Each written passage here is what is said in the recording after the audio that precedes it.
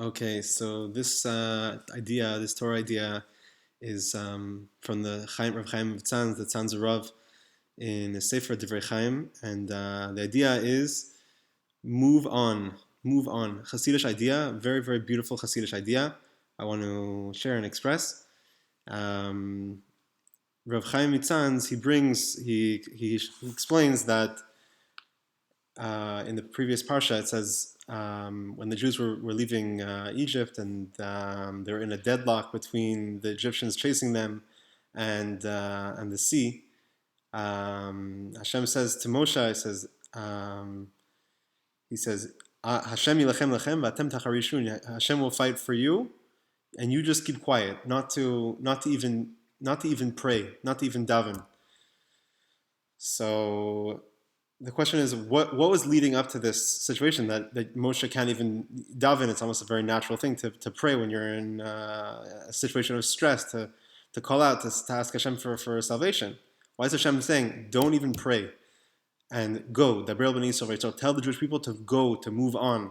So what's happening here? So he said, very, very beautiful idea, that really the promise that God made with Avraham was that the Jewish people would be enslaved for 430 years, and now, when at this stage it's only been 210 years. So since they know that it's supposed to be 430 years, they're kind of have an expectation, like almost like a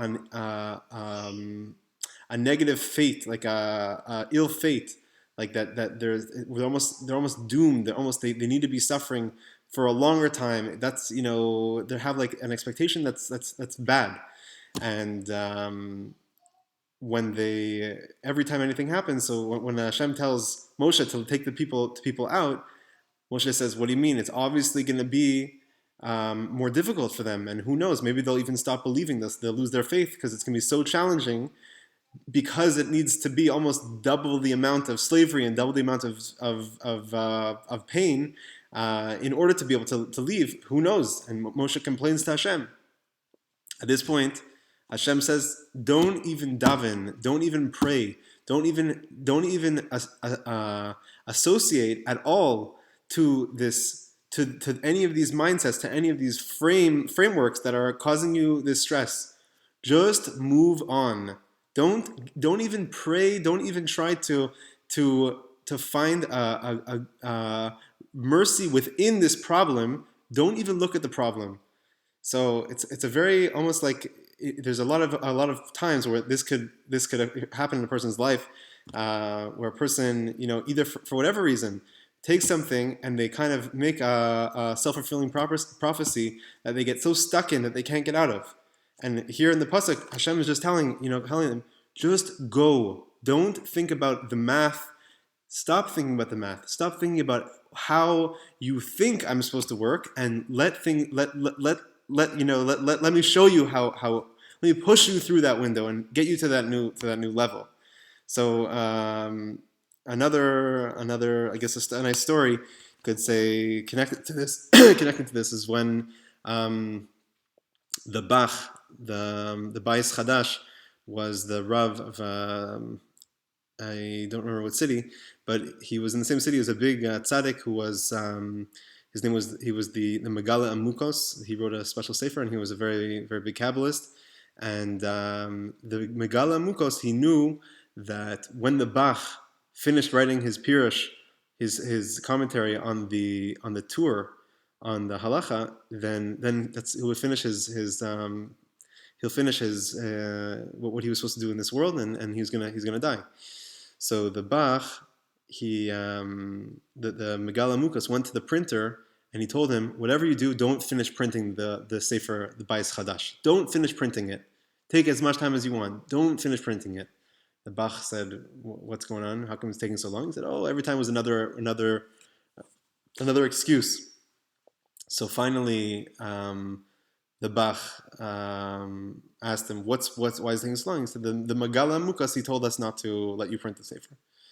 So it happened that the Bach was upset, and within a very short amount of time, the son of the Megala Mukas became deathly ill. and they realized that it was because of the Bach he was upset. So the Megal Mukas came to the Bach, and he asked him to please forgive him. So the Bach said, "Listen, I don't know what to say. You know, I really I don't have I don't have anything against you, but I heard that you're not letting me print my sefer." So he said that I know from Ruach Hakodesh, from Shamayim, that when you finish printing your sefer, you're going to die, and I want to keep you in the world. The world needs you. So the Bach said to him, he said, "You just let me deal with, you deal with what you deal with. I deal with what I'm going to deal with. I'm going to do what I need to do. Don't get in my way." It's kind of like sometimes we could we could find ourselves looking at a situation and thinking we know what we're supposed to do and why things are supposed to happen in a certain way, or why life is kind of relating to us in a certain way, why Hashem is interacting with us. There's certain unsettled, unfinished business, something that has to be settled, or like kind of a heavy weight on our shoulders, kind of waiting for for something bad to happen.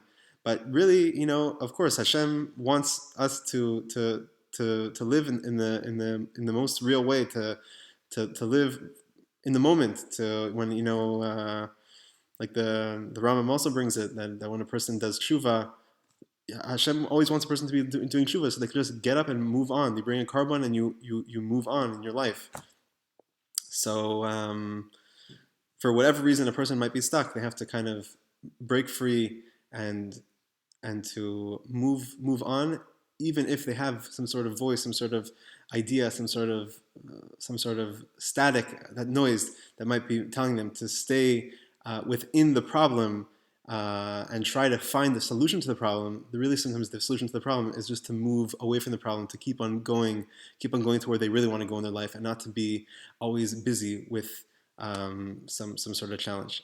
So, Bez Hashem, we should be all zocha to move past and to go through the sea, and we should see miracles for all the Jewish people.